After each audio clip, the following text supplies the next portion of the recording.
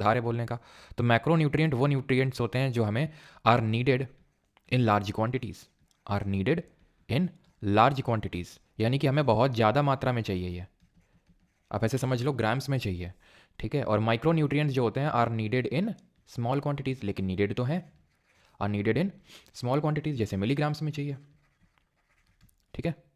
Macronutrient में आते हैं कार्बोहाइड्रेट, फैट, प्रोटीन, और माइक्रोन्यूट्रिएंट में आते हैं विटामिन्स और मिनरल्स। सबका अपना अपना कोई रोल है, कुछ ना कुछ कोई काम कर रहा है, कोई एनर्जी दे रहा है, कोई ग्रोथ दे रहा है, कोई हमारे हेयर्स को अच्छा कर रहा है, कोई नेल्स को अच्छा कर रहा है, कोई अंदर अंदर ऐसे छोटे छोटे सिस्टम से वर्क कर रहा है जितने माइन्यूट लेवल पे हम सोच भी नहीं सकते हैं।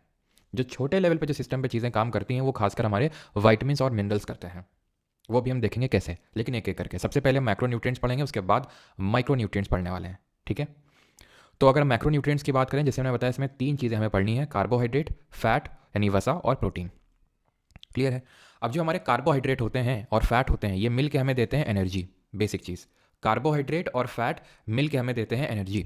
और प्रोटीन की अगर बात करेंगे तो प्रोटीन ये बॉडी बिल्डिंग न्यूट्रिएंट्स हैं, यानी कि ये हमें ग्रोथ देते हैं बॉडी की। अब जो लोग जिम जाते होंगे या फिर बहुत ज़्यादा रनिंग करते होंगे तो आपको एडवाइस किया जाता है कि प्रोटीन इंटेक का बढ़ाइए। अब कितना प्रोटीन इंटेक रखना है वो सारी चीज़ें हम आगे पढ़ते हैं, लेकिन सबसे पहले कार्बोहाइड्रेट एंड फैट जो हमें क्या कर रहे हैं, एनर्जी प्रोवाइड कर रहे हैं। अब दोनों ही एनर्जी प्रोवाइड कर रहे हैं, लेकिन ध्यान रखना कौन ज़्यादा एनर्जी प्रोवाइड कर रहा है, गेस करिए।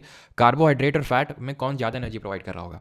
तो यहाँ पे साफ साफ लिखा हुआ है इट मतलब इसमें हाई एनर्जी स्टोरेज रहता है, तो ये ज़्यादा एनर्जी प्रोवाइड करता है, स्लो फॉर्मेट में एनर्जी प्रोवाइड करता है, लेकिन ये एनर्जी का फॉर्मेट स्टोर हो जाता है हमारे कौन से टिश्यूज़ में, कमेंट में बताएंगे। हम्म, तो ये स्टोर हो जाता है जो हम पहले पढ़ चुके हैं एडिपोज टिश्यू में। तो इसी वजह से जो फैट बोलते हैं हम कि मोटे हो गए, फैटी हो गए, है ना, चमड़ी मोटी हो गई, वो इसी वजह से हो जाती है क्योंकि जो फैट है वो बड़ी जल्दी एनर्जी की फॉर्म में स्टोर हो जाता है, जब नीडेड होता है तब वो आ जाता है।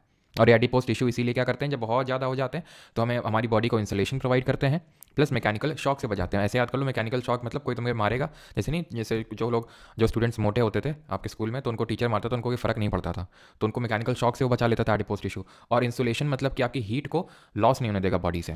जो लोग मोटे होते हैं, आपको पता है, उनको ज़्यादा सर्दी इसलिए नहीं लगती क्योंकि उनका हीट लॉस उतना ज़्यादा नहीं होता है। अब एनर्जी तो दोनों प्रोवाइड कर रहे हैं, लेकिन जैसे हमने बताया क्विक फॉर्म ऑफ एनर्जी है, ठीक है। क्विक फॉर्म ऑफ एनर्जी है और ये आपका स्लो फॉर्म ऑफ एनर्जी है, धीरे धीरे धीरे धीरे जो है आपको ये एनर्जी प्रोवाइड करता है। अब एनर्जी में अगर हम बात करें कितना एनर्जी प्रोवाइड करता है, तो जो कार्बोहाइड्रेट है उसका 1 ग्राम लोगे ना आप, तो 1 ग्राम में आपको लगभग 4 किलो कैलोरी आपको जो है देखने को मिलेगा एनर्जी। वहीं फैट में ले लोगे तो फैट का जो 1 ग्राम है वो रफली 9.4 किलो कैलोरीज आपको जो है एनर्जी प्रोवाइड कर देगा, यानी कि ऑलमोस्ट डबल अगर हम देखें तो फैट एनर्जी प्रोवाइड कर रहा है। But it is not an instant source of energy and also it is a stored form of energy. तो इसलिए अगर ज़्यादा अमाउंट में लेंगे तो ये हमारे ना तो सिर्फ स्किन में बल्कि स्टोर होगा, बल्कि धीरे धीरे धीरे जो हमारी आर्टरीज वगैरह हैं उनमें भी, जो कि हमने सर्कुलेटरी सिस्टम में पढ़ा था क्या आर्टरीज होती हैं, तो इनमें क्लॉग होने लगेगा और धीरे धीरे ये हमें डिफरेंट डिजीजेस बनाने लगता है अगर हम बहुत ज़्यादा मात्रा में लेते हैं तो।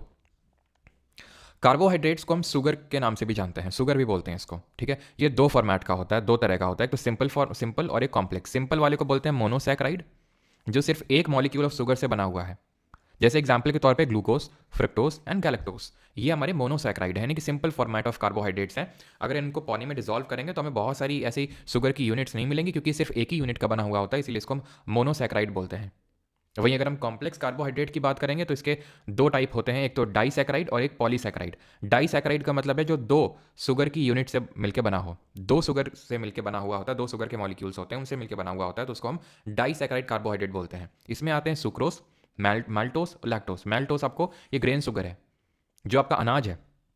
आप अनाज ले लो, जैसे गेहूं वगैरह ले लो, ठीक है, बार्ले ले लो, इन सब में ये आपको शुगर देखने को मिलेगा, माल्टोस। और हमने देखा था कि ये जो माल्टोस है इसको माल्टेस जो है ब्रेक करता है। माल्टेस नाम का एक एंजाइम होता है, और ये कहाँ पर रिलीज होता है जरा कमेंट में बताएंगे। Maltase is released in which part of the alimentary canal और डाइजेस्टिव सिस्टम।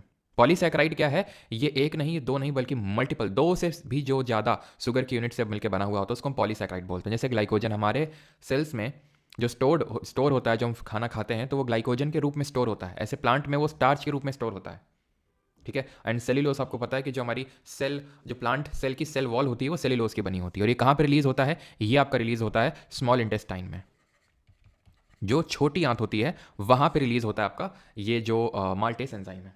क्लियर इतनी चीज,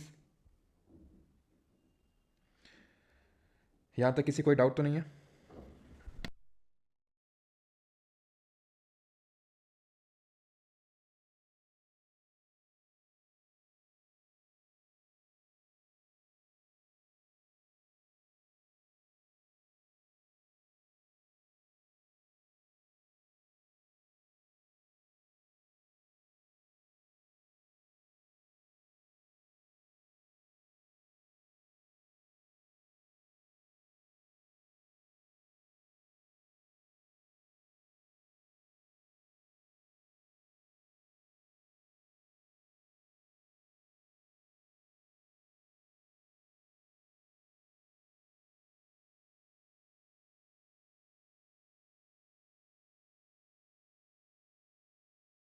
चलिए तो आगे बढ़ते हैं अभी और आते हैं फैट्स पे। ठीक है, तो फैट भी एनर्जी प्रोवाइड करते हैं। कहाँ पे स्टोर होते हैं? एडिपोज टिश्यू में स्टोर होते हैं। ठीक है, इंसुलेशन प्रोवाइड करते हैं। फैट दो तरह के होते हैं, सैचुरेटेड और अनसैचुरेटेड। ठीक है, they are not easily digested as the molecules are tightly pack together and they have higher melting point. वहीं जो अनसैचुरेटेड फैट्स होते हैं वो आपके ईजिली डाइजेस्ट हो जाते हैं थोड़े से।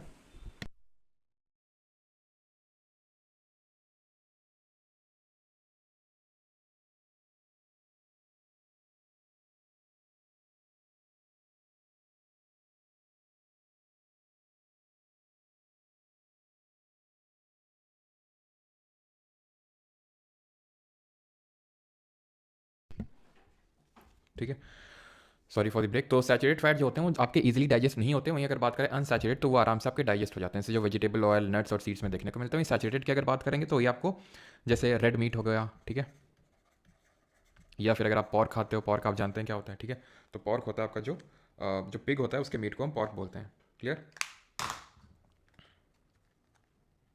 और ट्रांस फैट क्या चीज़ होती है? तो ट्रांस फैट ध्यान रखिएगा, ट्रांस फैट जैसा कि यहाँ पे आप देख पा रहे हैं लाइन लिखी हुई है, it is a type of saturated fat that occurs naturally और आर्टिफिशियल इन फूड्स। तो आप चिप्स में जो देखते हैं फैट वो ट्रांस फैट ही होता है एक्चुअल में। बस एक सेकंड रुकिएगा।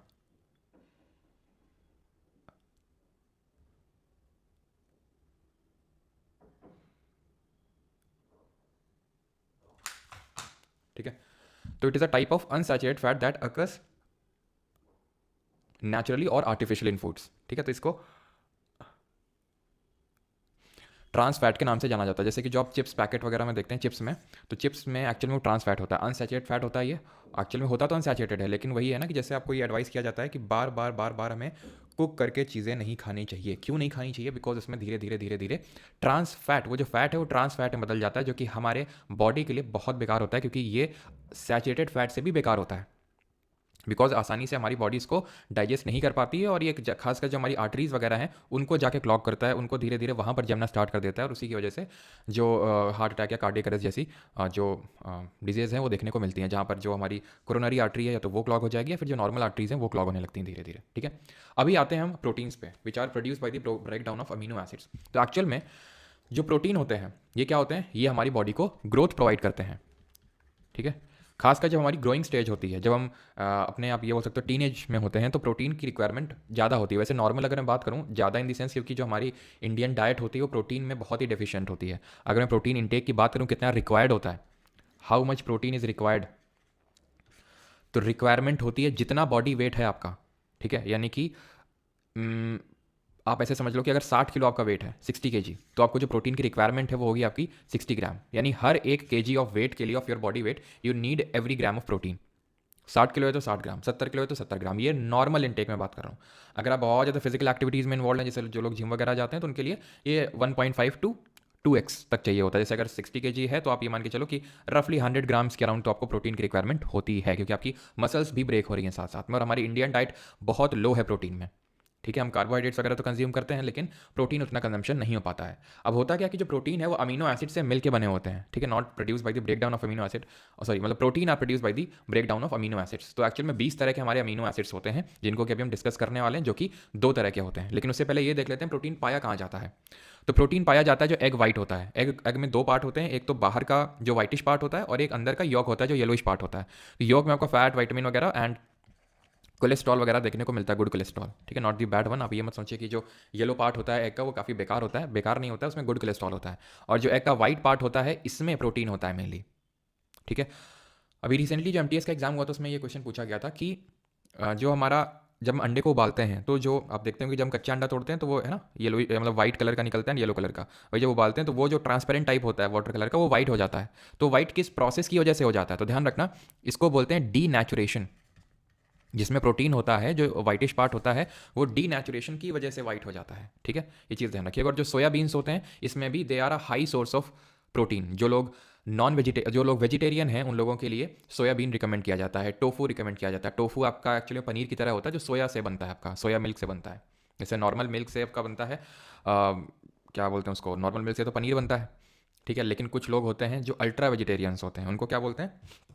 जो लोग अल्ट्रा वेजिटेरियन होते हैं, वीगन, वीगन मतलब का होता है कि वो सिर्फ प्लांट बेस्ड डाइट ही लेंगे, वो एनिमल बेस्ड डाइट कुछ नहीं लेंगे, यानी वो मिल्क भी कंज्यूम नहीं करते हैं। वेजिटेरियन तो क्या है कि वे मिल्क तो कंज्यूम कर लेते हैं, लेकिन जो वीगन होते हैं वो मिल्क और कर्ड दही वगैरह कुछ नहीं कंज्यूम करते, तो उनके लिए फिर पनीर की जगह वो सोया मिल्क की से जो बना होता है टोफू, उसको खाते हैं। ठीक है, सोयाबीन हो गया, आपकी पल्सेस हो गई। ठीक है, ये सोर्सेज होते हैं। वैसे अगर मैं नॉन वेज में जाऊँ तो आपका जो चिकन ब्रेस्ट होता है ठीक है, चिकन हो गया, ठीक है, फिश हो गई, they are a rich source of protein. अब 20 तरह के जो अमीनो एसिड से मिलकर हमारे प्रोटीन बनते हैं, उनको हम दो कैटेगरी में क्लासीफाई करते हैं। एक को बोलते हैं एसेंशियल प्रोटीन और एक को बोलते हैं नॉन एसेंशियल प्रोटीन, और sir non essential amino acids. जो एसेंशियल अमीनो एसिड्स होते हैं ये हमारी बॉडी खुद से सिंथेसाइज नहीं कर सकती है। जो नॉन एसेंशियल है वो हमारी बॉडी खुद से सिंथेसाइज करने में कैपेबल है। एग्जाम्पल के तौर पर alanine, aspartic acid, asparagine, glutamic acid और सेरीन। और नॉन एसेंशियल इन टोटल कितने हुए ये? हाँ, सारे तो नहीं लिखे हैं इसमें, खैर कोई नहीं। ये आपके जो एसेंशियल अमीनो एसिड्स, इसको ध्यान में रखिएगा। ठीक है, 3, 3, 6 and 3, 9, total 9 essential amino acids होते हैं और 11 नॉन एसेंशियल अमीनो एसिड होते हैं, जो कि यहाँ पर सिर्फ 5 ही लिखे हैं एग्जाम्पल के तौर पे, लेकिन आपको रटने नहीं है। एसेंशियल वाले एक बार देख लीजिए, जैसे histidine, isoleucine, leucine, lysine, methionine, phenylalanine, threonine, tryptophan and valine. तो ये 9 अगर आप अच्छे से थोड़ा सा देख लेंगे तो इसके अलावा अगर कोई भी आएगा तो आपका नॉन एसेंशियल हो जाएगा। क्वेश्चन बहुत रिपीटेटिवली तो नहीं आता है पूछने के लिए, लेकिन हाँ कभी कभी पूछा गया है इस टॉपिक पे क्वेश्चन कि इसमें से कौन एसेंशियल है कौन नॉन एसेंशियल है। तो आप एसेंशियल वाले देख लीजिए, जो बाकी के बच जाएंगे वो नॉन एसेंशियल हो जाएंगे। ठीक है, हिस्टिडीन, ल्यूसीन, आइसोल्यूसिन, लाइसिन, ये तो तीनों एकदम है ना सिमिलर नेम के लग रहे हैं, ल्यूसीन, आइसोल्यूसिन और lysine. Methionine, phenylalanine, threonine, tryptophan, valine और स्टीडीन। 5-6 बार बार बार रिपीट करेंगे बोल बोल के, तो अपने आप आपको रटेगा नहीं, लेकिन हाँ आपको समझ में आ जाएगा, देखते आप रिकॉल कर लेंगे कि ये एसेंशियल है कि नॉन एसेंशियल है। क्लियर है? एसेंशियल वाली हमारी बॉडी खुद से सिंथेसाइज नहीं कर पाती है, नॉन एसेंशियल वाले वो बॉडी हमारी सिंथेसाइज कर लेती है खुद से। ये क्या है? ये है आपका कोलेजन, जो एक तरह का प्रोटीन होता है जो कि हमारे जो बॉडी को स्ट्रक्चरल सपोर्ट प्रोवाइड करता है। तो जहाँ जहाँ हमारी बॉडी में एक्स्ट्रा सेलुलर स्पेस होती है, एक्स्ट्रा सेलुलर स्पेस कहाँ होती है? तो सर ये आपको स्किन में देखने को मिलेगी। ठीक है, जो हमारे बोन्स के जॉइंट होते हैं, बोन जॉइंट्स होते हैं, वहाँ पे देखने को मिलेगी। तो ये कोलेजन जो है, ये कोलेजन आपका वहाँ वहाँ पाया जाता है। ये आप ये समझ लीजिए बॉडी का मोस्ट अबंडेंट प्रोटीन है ये। जैसे डीएनए का डबल हेलिकल स्ट्रक्चर होता है, वैसे कोलेजन के पास इसका ट्रिपल हेलिकल स्ट्रक्चर, फिर ट्रिपल हेलिक्स होता है। इसकी डिस्कवरी किसने करी थी ट्रिपल हेलिकल स्ट्रक्चर की? तो ध्यान रखिएगा, जी एन रामचंद्रन जी ने इसकी डिस्कवरी करी थी, triple helical structure of collagen की। दिख रहा होगा आपको यहाँ पे triple helical structure of collagen. अब ये जो होता है कोलेजन, जैसे मैंने बताया स्किन में, तो अगर आप कि अगर मान लेते हैं कि ग्लोइंग स्किन नहीं है और अगर आप बहुत मतलब ठीक ठाक मात्रा में कोलेजन सप्लीमेंट्स लेते हैं तो आपकी स्किन काफ़ी ठीक हो जाती है। मतलब डिफरेंट टाइप के कोलेजन्स होते हैं, collagen type A, type B, इस तरह से होते हैं। Sorry type A type B नहीं, टाइप 1 टाइप 2 इस तरह से होते हैं। कुछ होते हैं आई थिंक टाइप जो 1 और 3 होते हैं वो स्किन को बेनिफिट करते हैं, टाइप 2 जो होते हैं बोन जॉइंट्स को वो करते हैं। कोलेजन के डिफरेंट सोर्सेज होते हैं। ठीक है, कोलेजन पाउडर और ये सब के फॉर्म में मतलब काफ़ी बेचा जाता है, पाउडर के फॉर्म में, पिल्स के फॉर्म में। ठीक है, लेकिन पाउडर के फॉर्म में ज़्यादा रिकमेंड किया जाता है क्योंकि कोलेजन लेना और उसको सिंथेसाइज करना दोनों इंपॉर्टेंट है, और इसके सिंथेसिस के लिए हमें वाइटामिन लगते हैं। कौन सा वाइटामिन लगता है? Majorly vitamin C. ये कोलेजन को सिंथेसाइज करने के लिए बहुत इंपॉर्टेंट होता है। ठीक है, तो इतनी चीज़ क्लियर है कि किसने इन्वेंट किया था, और एक्चुअल में ये काइंड ऑफ जहाँ हमारे कनेक्टिव टिश्यू होते हैं, ठीक है, उनकी जो एक्स्ट्रा सेलुलर स्पेसेस हैं उनको फिल करता है ये। जो हमारे एसेंशियल अमीनो एसिड्स हैं, जैसे फॉर एग्जाम्पल यहाँ पर हमने देखा लाइसिन, ये इसके सिंथेसिस के लिए काफ़ी एक इंपॉर्टेंट रोल प्ले करता है। लाइसिन हो गया और ल्यूसीन हो गया, ये कोलेजन के सिंथेसिस के लिए काफ़ी इंपॉर्टेंट रोल प्ले करते हैं। इसमें ये आपको एसेंशियल अमीनो एसिड्स देखने को मिलते हैं कोलेजन में। क्लियर है कोलेजन के बारे में? ऐसे ही हमारे और भी डिफरेंट प्रोटीन्स हमारे बॉडी में बनते हैं। जैसे फॉर एग्जाम्पल अगर मैं आपको बताऊँ तो जो हमारी लिवर है, ठीक है, लिवर ये अपना प्रोटीन बनाती है, मैंने आपको बताया भी होगा एल्बुमिन करके। एल्बुमिन हमारे प्रोटीन के और भी बहुत सारे, अगर मैं बात करूँ जैसे सोर्सेज कि किस चीज़ में कौन सा प्रोटीन पाया जाता है, तो जैसे मिल्क हो गया हमारा दूध, इसमें कौन सा प्रोटीन होता है? तो इसमें कैसीन होता है। इसी तरह जो हमारे हेयर्स होते हैं, हेयर हो गए, नेल्स हो गए, इनमें भी प्रोटीन होता है। क्या कौन सा प्रोटीन होता है? इनमें केराटिन होता है। ठीक है, ऐसे ही जो हमारा राइस हो गया, चावल, उसमें आपके ग्लूटेलिन देखने को मिलेगा, ग्लूटेलिन। एल्बुमिन भी इसमें देखने को मिलेगा आपको। ठीक है, और ग्रेन्स में कौन सा होता है? ग्रेन्स में आपने सुना होगा बहुत लोग कि ग्लूटेन एलर्जी है उनको। ग्रेन्स का मतलब यहाँ पे है जैसे कि गेहूँ दैट इज़ वीट हो गया, बार्ले हो गया, ये सब आएंगे आपके ग्रेन्स में। तो इनमें ग्लूटेन प्रोटीन होता है। काफ़ी लोगों को होता है ग्लूटेन से एलर्जी, जब वो खाते हैं रोटी वगैरह तो काइंड ऑफ उनको लीकी गट का प्रॉब्लम हो जाता है। Leaky gut in the sense कि खाना खाया और उनको तुरंत स्टूल पास होने लगते हैं खाना खाते ही, यानी उनका जो इंटेस्टाइन है वो उसको तुरंत निकाले दे रहा है, उसको एब्जॉर्ब ही नहीं कर रहा है। तो उनको ग्लूटेन फिर रेजिस्टेंट जो डाइट वगैरह होती है, ग्लूटेन फ्री डाइट, वो उनको दिया जाता है। ठीक है, तो ये चीज़ आई होप आपको क्लियर हुई होगी। जितना चीज़ें आपको एग्जाम में पढ़ने की ज़रूरत मतलब पूछी जाएंगी वो हमें सिर्फ पढ़ने की ज़रूरत है यहाँ पे। आगे अगर हम बात करेंगे, 2 डिजीज़ होती हैं क्वाशॉर्कर और मैरास्मस, जो छोटे बच्चों में देखने को मिलती हैं। एक्चुअल में जो क्वाशॉर्कर होती है जिसमें कि स्टंटेड ग्रोथ हो जाती है। तो ये प्रोटीन की डेफिशिएंसी की वजह से होती है, ये प्रोटीन डेफिशिएंसी की वजह से होती है। अगर प्रोटीन की कमी हो जाएगी बॉडी में तो आपको क्वाशियोकर हो जाएगा। अब इसमें होता ये है कि कन्फ्यूजन होता है कि भाई जैसे मरासमस है, मुझे ग्लूटेन सर कोलेजन का नेचुरल सोर्सेज क्या है, ज़बीन तस्मीन, हाँ, और थोड़ा सा हंसता हुए इमोजी है भाई, ग्लूटेन एलर्जी बस अमीरों को होती है, मिडिल क्लास लोअर क्लास का। अच्छा अच्छा, तो भाई कोलाजन, हाँ मैं समझ गया कोलाजन की ज़रूरत क्यों पड़ रही होगी अभी, है ना, अच्छे स्किन के लिए। और अच्छे स्किन नहीं, अच्छे हेयर्स भी हो जाते हैं, अच्छे अच्छे नेल्स वगैरह भी। तो नेचुरल सोर्सेज तो आपके जो खासकर जो फ्रूट्स होते हैं ना, जैसे खासकर ऑरेंजेस वगैरह हो गए, उनमें ये नेचुरल सोर्सेज होते हैं। आप देख सकते हो, मैं डॉक्टर तो नहीं हूँ लेकिन हाँ यही होते हैं जो फ्रूट्स वगैरह होते हैं, इसी में आपको देखने को मिलता है कोलाजन वगैरह। तो आपके जैसे, और जो ग्रीन लीफी वेजिटेबल्स हैं उनमें भी कोलेजन होता है। ठीक है, पाउडर वगैरह में क्या होता है कि तुरंत पूरा वही कोलेजन होता है, लेकिन वो पाउडर भी आजकल वो अजीब तरीके के आते हैं, वो बीफ से बना हुआ काफ़ी, मतलब बीफ का जो होता है ना, जो जो गाय का जो आपको पता होगा मीट होता है, तो उसके बने हुए काफ़ी ज़्यादा चलते हैं। लेकिन हाँ वेजिटेरियन सोर्सेज भी आते हैं, लेकिन नेचुरल सोर्सेज ज़्यादा प्रेफर करनी चाहिए हमें रादर दैन पाउडर। वैसे कोई साइड इफेक्ट तो नहीं होता है इसका, लेकिन फिर भी नेचुरल सोर्सेज प्रेफर करने चाहिए। ठीक है, और बाकी ग्लूटेन अमीरों को प्रॉब्लम होती है, इस पर तो मैं कमेंट नहीं करना चाहूँगा। मेरास्मस की अगर बात करेंगे तो it is a kind of overall nutrition deficiency, मतलब कि ओवरऑल इन द सेंस कि कार्बोहाइड्रेट, फैट, न्यूट्रिशन देख सकते हैं। मेरास्मस ये थोड़ा कुछ ज़्यादा ही मेरास्मस लग रहा है, मेरास्मस 3.0 टाइप लग रहा है। ठीक है, तो खैर डरना वरना नहीं है आपने। एक्चुअल में मेरास्मस आपको देखने को मिलेगा, आप देखो अगर अफ्रीकन कंट्रीज़ में, है ना, क्योंकि अफ्रीकन कंट्रीज़ में आपको पता है बहुत ज़्यादा इसकी प्रॉब्लम रहती है कि प्रॉपर न्यूट्रिशनल डाइट बच्चों को नहीं मिल पा रही है, लो कैलोरी इंटेक है। लो कैलोरी इंटेक की वजह से क्या है कि कार्बोहाइड्रेट, फैट, प्रोटीन, इन सब की कमी हो जाती है। ठीक है, तो ध्यान रखना ये है ओवरऑल न्यूट्रिशन न्यूट्रिशन डेफिशिएंसी। और क्वाशियोकर क्या है? क्वाशियोकर है प्रोटीन डेफिशिएंसी। अब आएंगे माइक्रो न्यूट्रिएंट पे। मैक्रो न्यूट्रिएंट हमने पढ़ लिया है, जो ज़्यादा क्वांटिटी में चाहिए। तीन तरह के होते हैं, carbohydrate, fat and protein. Carbohydrate, fat, energy, protein, growth. Carbohydrate हमें 4 किलो कैलोरी एनर्जी दे रहा था 1 ग्राम, लेकिन वहीं पे उसका डबल दे रहा था हमें फैट। कार्बोहाइड्रेट तुरंत एनर्जी देता है और फैट धीरे धीरे देता है। कार्बोहाइड्रेट जो है काइंड ऑफ हमारी शुगर होती है, मोनोसेक्राइड, एंड मतलब सिंपल है एकदम। मोनोसेक्राइड कॉम्प्लेक्स में आते हैं डाई और पॉली। डाई मतलब दो मोनोसेक्राइड यूनिट से मिलकर बना हुआ है, पॉली का मतलब है दो से ज़्यादा आपकी शुगर की या फिर ग्लूकोज की यूनिट से मिलकर बना हुआ है। ठीक है, तो वो हमने पढ़ा था। देन उसके बाद हम आए थे, और कार्बोहाइड्रेट के हमारे सोर्स क्या हो जाएंगे? तो कार्बोहाइड्रेट के सोर्स हो जाएंगे जैसे हमारा जो चपाती हम खाते हैं, राइस खाते हैं, ब्रेड खाते हैं, वो सब कार्बोहाइड्रेट के सोर्सेज हैं। ठीक है, फैट की अगर बात करेंगे तो जो वेजिटेबल ऑयल होता है, नट्स होते हैं, सीड्स होते हैं, इन सब में आपको फैट देखने को, ऑयल, गुड ऑयल जो होता है वो आपको देखने को मिलेगा। दो तरह के होते हैं, सैचुरेटेड और अनसैचुरेटेड होते हैं आपके जो फैट होते हैं। ठीक है, और सैचुरेटेड थोड़े उतने अच्छे नहीं माने जाते हैं जितने कि अनसैचुरेटेड होते हैं। बाकी ट्रांस फैट तो बिल्कुल ही बेकार होता है, जो चिप्स पैकेट या फिर जो हम बार बार नहीं तला हुआ खाना खाते हैं, अगर एक बार खाना बन गया उसको फिर से फ्राई करके, तो वो उसमें ट्रांस फैट फिर धीरे धीरे डेवलप होने लगता है जब बार बार आप सेम फूड को कुक करते हैं। प्रोटीन का हमने देखा था कि ये अमीनो एसिड्स से मिलकर बना हुआ होता है। 20 तरह के मतलब 20 अमीनो एसिड होते हैं, दो तरह के, एसेंशियल और नॉन एसेंशियल। एसेंशियल होते हैं 9, नॉन एसेंशियल होते हैं 11। ठीक है, फिर मैं कोलेजन के बारे में कुछ चीज़ें थोड़ी सी पढ़ी, एंड देन उसकी प्रोटीन की डेफिशिएंसी की वजह से क्वाशियोकर, और ओवरऑल अगर कैलोरी इंटेक का में ओवरऑल न्यूट्रिशन की डेफिशिएंसी है तो मेरास्मस डिजीज़ होती है। अब आते हैं माइक्रोन्यूट्रिएंट पे। सबसे पहले पढ़ेंगे वाइटामिन्स के बारे में।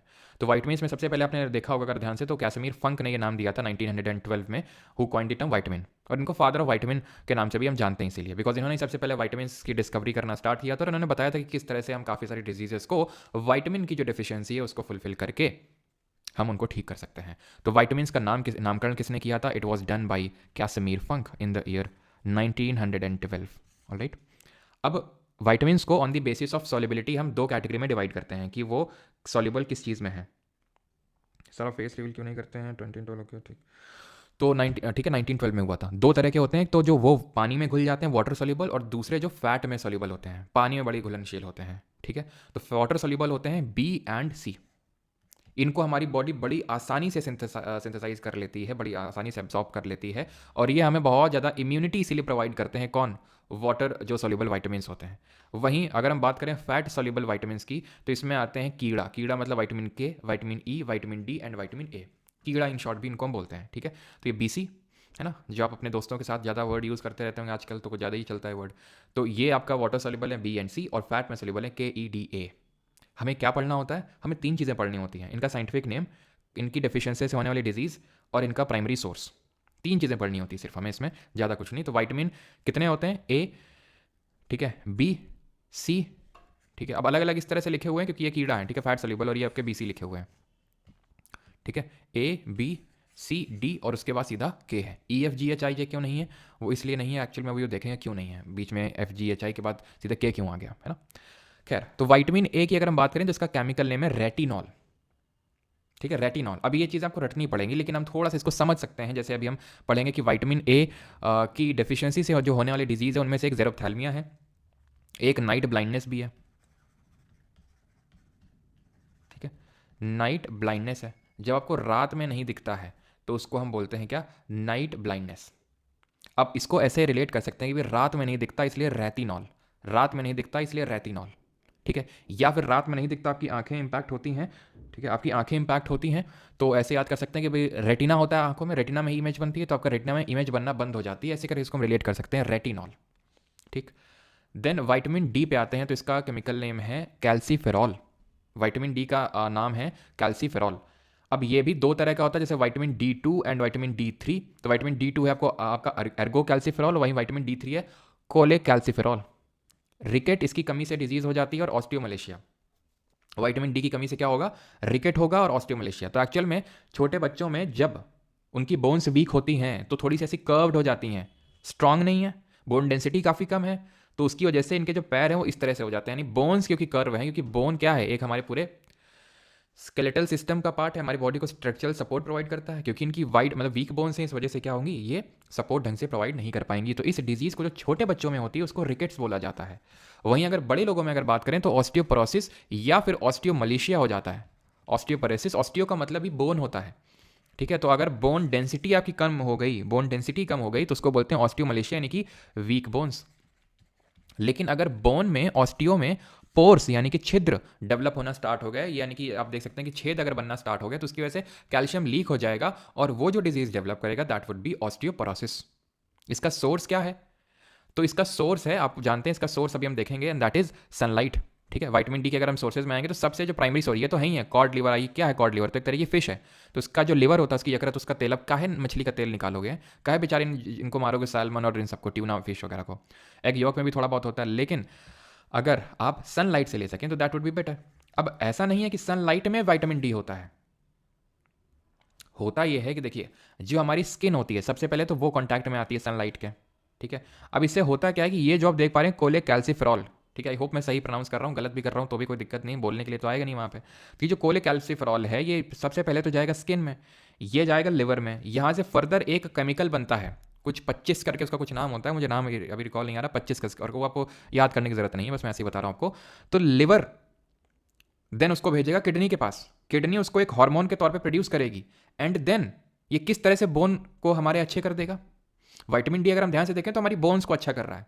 तो एक्चुअल में ये जो हार्मोन प्रोड्यूस हुआ किडनी से, ये कैल्शियम एब्जॉर्प्शन को बढ़ा देता है। आपने दूध पिया, कैल्शियम है, तो वो कैल्शियम एब्जॉर्ब भी तो होना चाहिए। अब आपने खाना खाया, पूरा निकल गया, तो बॉडी में तो लगा ही नहीं। आपने सुना होगा जो काफ़ी लोग पतले होते हैं, खाना तो खाते रहते हैं लेकिन फिर भी उनका मांस बढ़ता नहीं है, क्यों, क्योंकि उनका खाना शरीर में नहीं लगता, आपने सुना होगा।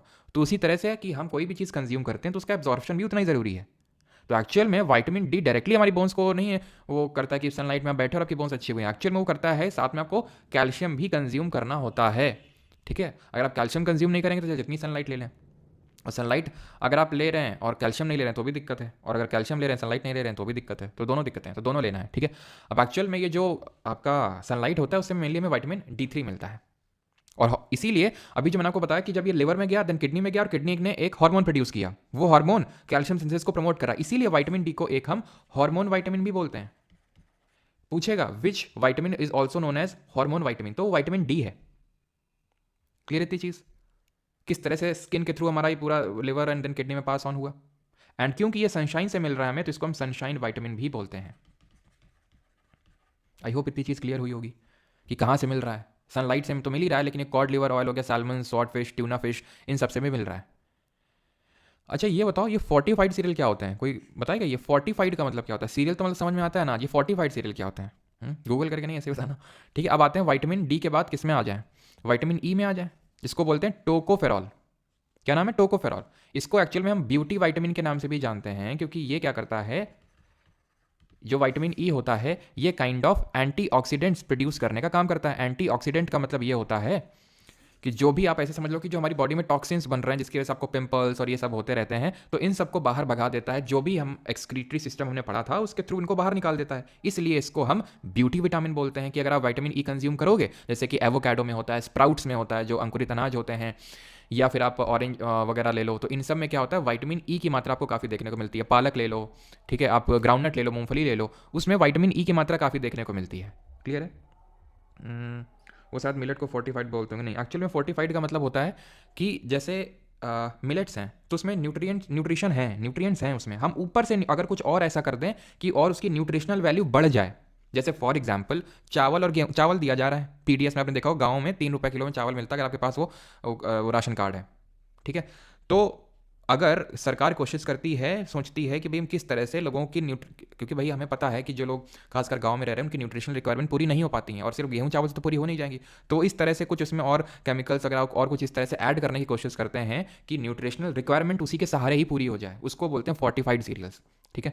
अब आते हैं विटामिन के में। अब वही जो मैं बोल रहा था ए बी सी डी के बाद के कैसे आ गया, तो के ऐसे आ गया। पहली बात तो इसका केमिकल नेम फिलोक्विनोन है, और इसकी कमी से कौन सी डिजीज होती है, विटामिन के की कमी से डिजीज होती है हीमोरेजिक डिजीज ऑफ न्यूबॉर्न। इसका मतलब ये होता है कि इसमें आपको कमी जो होती है दैट इज कि आपका ब्लड क्लॉट नहीं बनेगा, ठीक है। ये क्या करता है, ब्लड क्लॉटिंग को फैसिलिटेट करता है। हमारा प्लेटलेट होता है जो ब्लड का कंपोनेंट होता है, इसी तरह विटामिन भी होता है जो ब्लड क्लॉटिंग को फैसिलिटेट करता है। खून का थक्का, रक्त का थक्का जमाता है, और वो कितना इंपॉर्टेंट हमें पता है। अगर मान लो चोट लग गई, ब्लड का क्लॉट नहीं बना, तो वो पूरा खून जो है हमारा बह जाएगा। तो विटामिन ए को फिलोक्विनोन बोलते हैं, ये चीज़ ध्यान रखना, और ये ब्लड क्लॉटिंग में हेल्प करता है। अब एक्चुअल में इसलिए इसको विटामिन या ये के नाम दिया गया बिकॉज देखो इसका ए नाम इसलिए बिकॉज सबसे पहले डिस्कवर हुआ, इसका बी इसलिए क्योंकि इसके बाद हुआ, सी वो बी के बाद हुआ, डी वो सी के बाद हुआ, ये भी हुआ था लास्ट में। लेकिन एक्चुअल में ये कोगुलेशन कर रहा है ब्लड का। अगर हम ध्यान से देखें तो ब्लड का क्या कर रहा है, कोगुलेशन। लेकिन ये जिस भाषा से शब्द आया वहाँ पे इसको इस तरह से लिखते हैं, आई थिंक लैटिन में कोगुलेशन। तो ये इसका के ले लिया गया, इसलिए इसका विटामिन के नाम है, ठीक। अब हम पढ़ेंगे विटामिन बी के कॉम्प्लेक्स। कॉम्प्लेक्स क्यों, क्योंकि बड़ा कॉम्प्लेक्स है, सिंपल नहीं है A B C A D E की तरह, फिर किसी भी विटामिन की तरह। इसमें विटामिन B1 है, B2 है, B3 है, B5 है, B6 है, B7 है, B9 है, B12 है, B1 से लेकर B12 है। लेकिन इसका मतलब ये बिल्कुल नहीं है कि विटामिन बी में तुमसे पूछेगा कितने कॉम्प्लेक्स है, तुम बोलोगे 12, तो बोलेगा हो जाओ 9 2 11। क्यों, क्योंकि इसमें आपके टोटल 8 कॉम्प्लेक्स होते हैं सिर्फ। क्योंकि आप ध्यान से देखिए तो B8 नहीं है यहाँ पे, B8 है नहीं है, B11 भी आपको नहीं दिख रहा होगा, B4 भी नहीं दिख रहा होगा आपको, ठीक है। वैसे वो बात अलग है कि B9 को ही हम B11 बोल देते हैं, लेकिन 8 ही होंगे आपके विटामिन बी के कॉम्प्लेक्स। पूछा जा भी चुका है क्वेश्चन। अब केमिकल नेम तो पहले पढ़ना है, और हाँ, अब जैसे कि मैंने आपको बताया कि सबसे पहले ये डिस्कवर, देन आपका बी, देन सी, देन डी, देन ई, इस तरह से। तो अगर इसमें भी मैं पूछूं तो पहले विटामिन B1 की डिस्कवरी होगी, देन B2 की, देन B3 की, देन B5 की, इस तरह से। ये मैं बता इसलिए रहा हूँ आपको बिकॉज सीजीएल मेंस में सवाल पूछा गया था 2022 वाले में, पहला जो मेंस हुआ था, कि उसमें इस तरह से क्वेश्चन पूछा गया, विच of the following was the first vitamin discovered in this this this फलाना ढिमका ईयर, कि कौन सा विटामिन का बी का कॉम्प्लेक्स तो सबसे पहले डिस्कवर हो, तो इस साल में, उस साल में, इस तरह से दिया गया था। तो ऑब्वियस होगा कि B1 की ही पहले डिस्कवरी हुई होगी, ठीक है। तो इनके केमिकल नेम आपको याद करने हैं, thiamine, riboflavin, niacin, pantothenic acid, pyridoxine, biotin और फोलिक एसिड। पहले तो यार मैं फर्स्ट बैच में तो मैंने ट्रिक बताई थी, लेकिन मेरे हिसाब से ट्रिक से मत याद करिए बिकॉज वो ट्रिक ही याद नहीं रहेगी। ट्रिक को अवॉइड करिए, स्टैटिक जीके के लिए बचा के रखिए ट्रिक वगैरह, ठीक है। अब इनको बार बार रिपीट करेंगे, जैसे 5 है तो ये तो ऐसे याद हो जाएगा पेंटोथेनिक एसिड, ठीक है, पेंटोथेनिक। उसके बाद पिरिडॉक्सिन है वो B6 है, ठीक है। थायमिन आप क्या ना 2-3 बार बोलोगे, thiamine, riboflavin, niacin, thiamine, riboflavin, niacin, वो अपने आप याद हो जाएगा। रादर देन कि आप ट्रिक में जाएंगे, होता ही है कि फिर आप ट्रिक भूल जाते हो कि मैंने क्या ट्रिक बनाई थी। तो इसलिए आप बेटर है कि आप ऐसे याद कर लो, thiamine, riboflavin, niacin, pantothenic acid, pyridoxine, biotin और फोलिक एसिड। फोलिक एसिड इसको B9 को बोलते हैं, और B12 को साइनोकोबालामीन। अब हम ये देखते हैं कि इनकी कमी की वजह से, डिफिशियंसी की वजह से क्या डिजीज होती है। तो नॉर्मल आपने सुना होगा बेरी बेरी, ठीक है। तो ये विटामिन बी की कमी से होती है। यहाँ तक सर बाल्डनेस गंजापन, क्या बाल्डनेस गंजापन, भाई वो आपका मेनली खासकर फंगस की वजह से, जो फंगस, जो आप डैंड्रफ की अगर बात कर रहे हैं तो फंगस की वजह से होता है वो, ठीक है।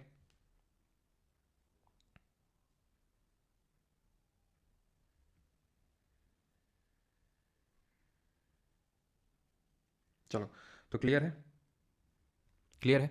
तो विटामिन B1 से कमी से क्या हो रहा है, बेरी बेरी हो रहा है, वर्निकनेस और या फिर कोरेस ऑफ साइकोसिस। अब एक्चुअल में होता है इसमें यह है कि आपका जैसे डाइजेशन प्रॉपर नहीं होगा, मेटाबॉलिज्म अच्छे से नहीं होगा, ठीक है। अभी मैंने आपको बताया था पहले कि विटामिन मिनरल का बहुत इंपॉर्टेंट रोल होता है जो हम नेगलेक्ट कर देते हैं, जैसे कि इनका मेटाबॉलिज्म बढ़ाने में, हमारी मसल्स को रिकवर करने में, नर्वस सिस्टम में, इन सब का छोटा छोटा रोल होता है बहुत, ठीक है। तो वो उससे क्या होता है आपको, अगर विटामिन B1 की कमी हुई तो बेरी बेरी हुआ, बेरी बेरी होगा तो वही आपको ढंग से खाना नहीं पचेगा, आपका मेटाबॉलिज्म लो होने लगेगा, थकावट होने लगेगी।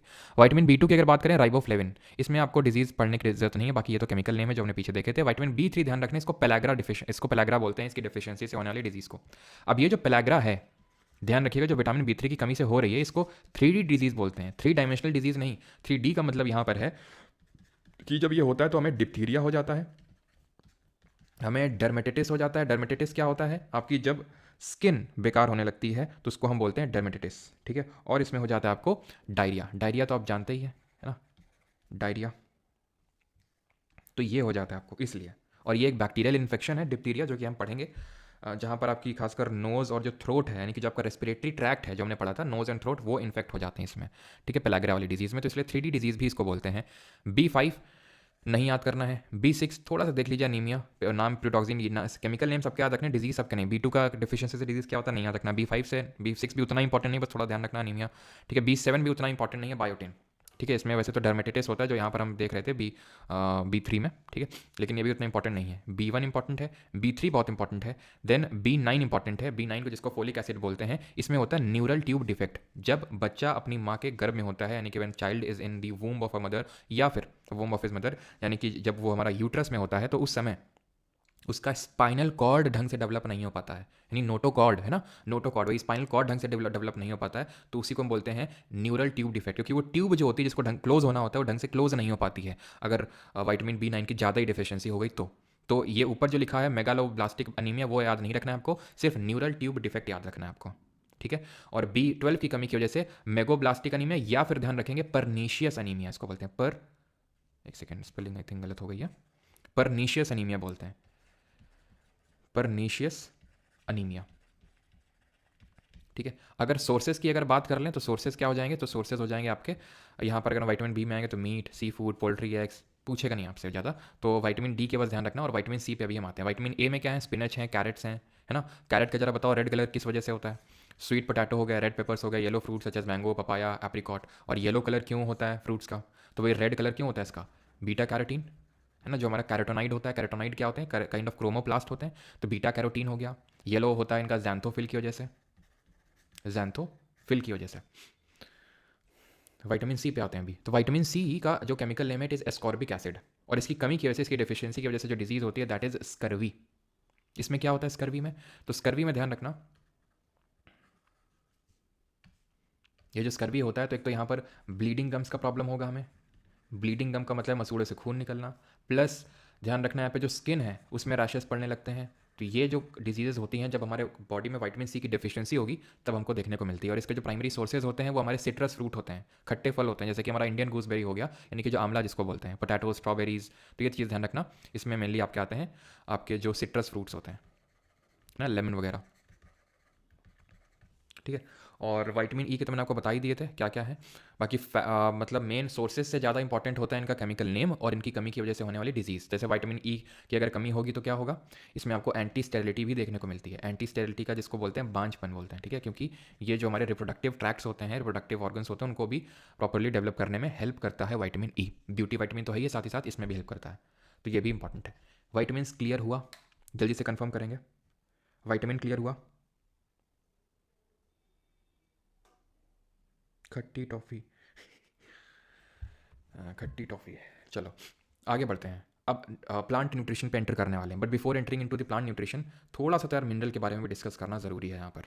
जैसे कि मिनरल क्या, मैं बात कर लेता हूँ थोड़ा सा, क्योंकि मिनरल को तो हम और ही ज़्यादा निगलेक्ट करते हैं।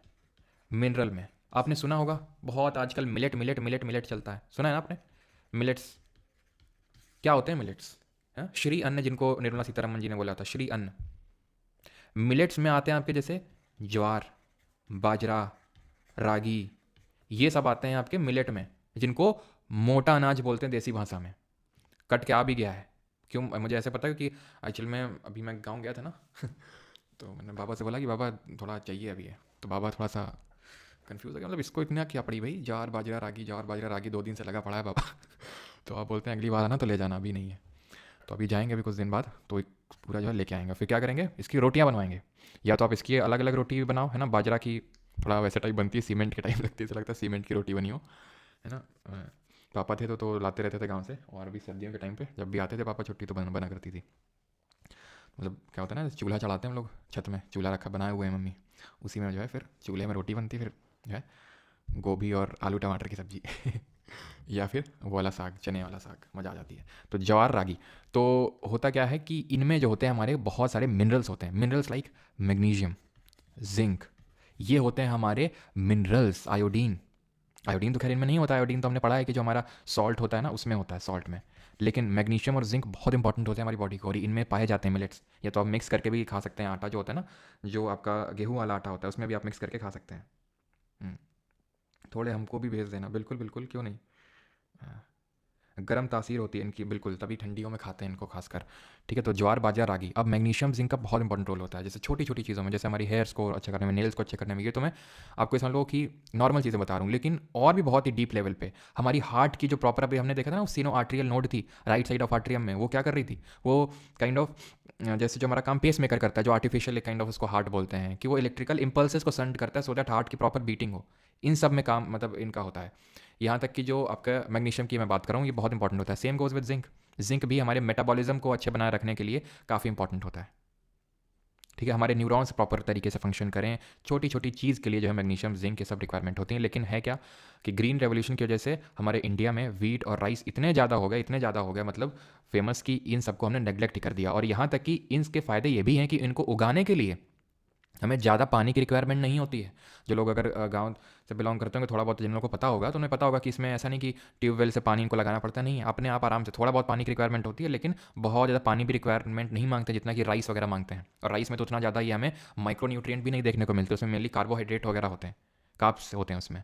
ज्वार बाजरा रागी ये सब मिलेट्स, इनको श्रेणी बोलते हैं, इनमें मिनरल्स देखने को मिलते हैं। जैसे आयोडीन की अगर डिफिशियंसी हो गई तो कौन सी डिजीज़ हो जाती है, ग्वाइटर हो जाती है। ऐसे जिसमें हमें कोई डिजीज़ याद नहीं रखनी है, लेकिन हाँ बहुत इंपॉर्टेंट होते हैं प्रॉपर बॉडी फंक्शनिंग के लिए। खैर आगे बढ़ते हैं। अब हम न्यूट्रिशन, प्लांट न्यूट्रिशन देखें उससे पहले मोड ऑफ न्यूट्रिशन देख लेते हैं। क्यों? क्योंकि प्लांट जो होते हैं हमारी तरह से न्यूट्रिशन नहीं लेते हैं, हम दूसरों पे डिपेंडेंट रहते हैं फॉर दी फूड सोर्सेस। लेकिन जो हमारे प्लांट होते हैं वो खुद से ही अपने फूड को सिंथेसाइज करते हैं, फूड को खुद से ही बनाते हैं वो। और ऐसे मोड ऑफ न्यूट्रिशन को ऑटोट्रॉफिक मोड ऑफ न्यूट्रिशन बोलते हैं, स्वपोषी। और हीट्रोट्रॉफिक वो होते हैं जो दूसरों पे डिपेंडेंट रहते हैं। अब दूसरों पे तो हम भी डिपेंडेंट हैं, फंगस भी डिपेंडेंट है, बैक्टीरिया भी डिपेंडेंट है, लेकिन ये अलग कैसे है? अलग ऐसे है कि जैसे हम ह्यूमंस में होता है holozoic mode of nutrition. Holozoic mode of nutrition वो मोड ऑफ न्यूट्रिशन होता है जिसमें कि हमारी जो न्यूट्रिशन होता है उसको हम अंदर लेते हैं, खाने को अंदर लेते हैं और उसको वहीं पे अंदर ही डाइजेस्ट करते हैं। जैसे मैन हो गया, कुत्ता हो गया, अमीबा हो गया। अब अमीबा क्या कर रहा था? अमीबा को ये फूड पार्टिकल दिखा, उसने अपने स्यूडोपोड आगे बढ़ाया, फॉल्स फीड, उसको अंदर ले लिया ना, अंदर ही अंदर डाइजेस्ट कर दिया, जो खराब चीज़ थी, जो वेस्ट था, उसको निकाल दिया। ऐसे ही तो हम भी करते हैं। तो इसको होलोजोइक मोड ऑफ न्यूट्रिशन बोलते हैं। कोई चीज़ अंदर ली, प्रोसेस किया, वेस्ट बाहर निकाल दिया। पैरासिटिक का मतलब होता है परजीवी, जो दूसरों पे डिपेंडेंट होता है, दूसरों को खून चूस के खुद जो है वो करता है। इससे निमाटोड हो गया हमारे, निमाटोड, एस्टेल मेंथेस हमने पढ़ा था ना, बताया होगा मैंने आपको। इंटेस्टाइनल जो इंटेस्टाइन में जो बैठ जाते हैं हमारे आके, जैसे वोशेरिया, तो उसकी वजह से काफ़ी डिजीजेज देखने को मिलती हैं, जैसे फाइलेरिया। तो वो एक्चुअली इन्हीं की वजह से तो होती है निमाटोड। वो क्या करते हैं, हमारी छोटी आंत में बैठ जाएंगे और हमारी छोटी आंत से न्यूट्रिशन लेने लगते हैं वो। आपने देखा होगा पेट के कीड़े, सुना होगा कि भाई खाना लग नहीं रहा शरीर में, पता नहीं खाता तो बहुत है लेकिन लगता नहीं है शरीर में, तो यूजुअली डॉक्टर पेट के कीड़े की दवा देता है। या फिर छोटे बच्चों को तो रेगुलर बेसिस पे दे ही जाती है, क्योंकि वो लोग थोड़े ज़्यादा वल्नरेबल होते हैं इस चीज़ को लेकर कि भाई वो बाहर खेलते रहते हैं, मिट्टी विट्टी खा ली, तो इसलिए। सेप्रोफाइटिक मोड ऑफ न्यूट्रिशन वो होता है जहां पर डेड एंड डिकेइंग मैटर में, इस पे डेड एंड डिकेइंग मैटर में जो अपना खाना ढूंढते हैं उनको हम सेप्रोफाइट्स बोलते हैं। जैसे कि हमारे फंगस हो गए, ईस्ट तो खैर एक टाइप ऑफ फंगस ही है। जैसे हमारा ब्रेड मोल्ड हो गया, जैसे ब्रेड मोल्ड हो गया, राइजोपस, जो ब्रेड में फंगस लगती है उसी को ब्रेड मोल्ड या राइजोपस बोलते हैं। ठीक है, उसी को क्या बोलते हैं, राइजोपस। तो ये क्या करता है, सड़ रही हुई ब्रेड में अपना खाना उससे एक्सट्रैक्ट करता है। ईस्ट भी वही तो करता है। मैंने आपको पूरा प्रोसेस समझाया था कि बेकरी इंडस्ट्री में यूज़ करते हैं, कि डॉ में डाल दिया, जो डॉ होता है हमारा जैसे पिज़्ज़ा वगैरह के लिए जिसको बनाते हैं, उसमें शुगर होती है। ईस्ट क्या करता है, वो उसको खाएगा, एनारोबिक रेस्पिरेशन होता है। अब यहाँ पर हम पढ़ने वाले हैं ऑटोट्रॉफिक मोड ऑफ न्यूट्रिशन में, जो कि आपको ग्रीन प्लांट्स और ब्लू ग्रीन एल्गे वगैरह में देखने को मिलता है। ठीक है, ग्रीन प्लांट्स और एल्गे वगैरह में जो आपको देखिए। फाइटोप्लैंक्टन क्या है, एनवायरमेंट इकोलॉजी में आपको पढ़ाऊंगा कि जो हमारे, ऐसे पढ़ लो, वहाँ क्यों पढ़ाऊंगा यहीं समझ लो, कि जो हमारे समुद्र के पेड़ पौधे होते हैं उनको फाइटोप्लैंक्टन, यानी एक्वेटिक इकोसिस्टम के पानी के जो पेड़ होते हैं उनको फाइटोप्लैंक्टन बोलते हैं। समझ आ गई बात? बहुत ही छोटे छोटे होते हैं ये, लेकिन पेड़ के इतने जितने हमारे टेरेस्ट्रियल प्लांट्स होते हैं उनके इतने बड़े नहीं होते। अब इनमें क्या होता है, फोटोसिंथेसिस होता है, प्रकाश संश्लेषण होता है, फोटोसिंथेसिस होता है। अब फोटोसिंथेसिस में क्या होता है, फोटोसिंथेसिस में ये जो प्लांट लोग होते हैं, यानी जो हमारे ऑटोट्रॉफ हैं, वो लाइट लाइट एनर्जी को केमिकल एनर्जी में बदल देते हैं। अब ये पूरा प्रोसेस होता कैसे है उसको ध्यान से समझिएगा, आखिरी टॉपिक है यही, बस उसके बाद क्वेश्चंस करेंगे। लाइट एनर्जी केमिकल एनर्जी में कन्वर्ट हो रही है। अब ऐसा नहीं कि लाइट सीधा केमिकल बन गई, कैसे केमिकल बनती है? तो हमारे एटमॉस्फेयर में जो CO2 प्रेजेंट है वो जो पानी लिया है ग्राउंड से, यानी कि रूट्स के थ्रू, सब हम पढ़ चुके हैं कि एपिडर्मल सेल्स होती हैं जो सरफेस एरिया इंक्रीज करती हैं for water absorption, then xylem उसको ट्रांसपोर्ट करके लेके जाता है ऊपर की तरफ, जो कि यूनिडायरेक्शनल नेचर का होता है, जिसमें जाइलम पैरेन्काइमा को छोड़ के सारे डेड सेल्स होते हैं, याद आया? तो ये वाटर पहुंचेगा पत्तियों तक, ठीक। CO2 हमारे एटमॉस्फेयर में, वायुमंडल में, और धूप मिल रही है, सनलाइट मिल रही है। अब इन तीनों का इस्तेमाल करके किस तरह से हमारा ग्लूकोज बनेगा वो हम समझते हैं, क्योंकि इसमें रिएक्शन अगर मैं बात करूं तो कुछ इस तरह की बैलेंस्ड इक्वेशन होती है। 6CO2 6H2O in the presence of sunlight क्या बन जाएगा? ग्लूकोज बन जाएगा। ग्लूकोज का फॉर्मूला होता है C6H12O6, और ऑक्सीजन निकल जाएगी। अब ये होता कैसे उसको समझ लो जरा सा। ये है क्लोरोप्लास्ट। सेल में प्लास्टिड करके एक ऑर्गेनल होता है जो सिर्फ प्लांट में ही पाया जाता है, जिसके पास खुद का DNA और राइबोसोम होता है। और क्या एक ऐसा सेल ऑर्गेनल है जिसके पास खुद का DNA राइबोसोम होता है?